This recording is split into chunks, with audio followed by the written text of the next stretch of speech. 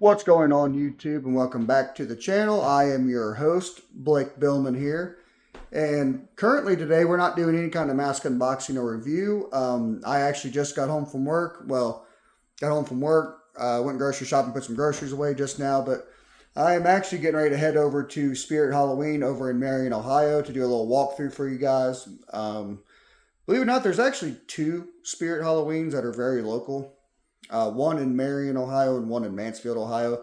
They're both about equally as distance away from me, but the Marion, Ohio one is open. So I figured I'd go and check that one out. I'm not expecting a whole lot, with it being this early in the year. I would imagine you're going to have a lot of old stock from last year probably out, which will be nice to see again, I guess.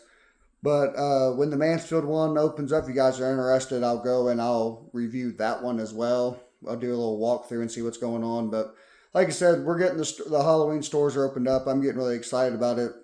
You know, spooky season is definitely in full swing now. And like I said, we'll head on over to Marion and check out Spirit. And then if I end up picking anything up, I don't know if I'm going to pick anything up or not. There's not really anything on my radar or wish list that I absolutely have to have from Spirit that I've seen so far. But if we do end up picking some stuff up, then I'll sit down in front of the camera. If not, I'll do another just stand up like this and tell you guys my thoughts. But let's go right on to Marion and we'll check out Spirit.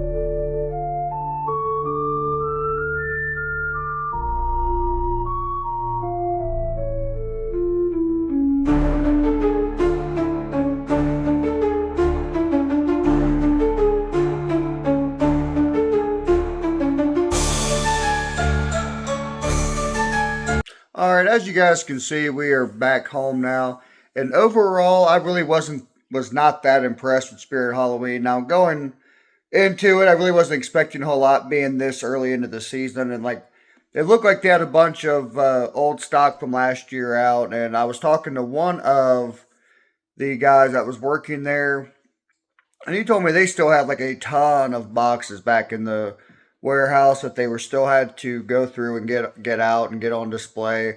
And he said that they had actually just had a truck that came in like the day before that they were still offloading.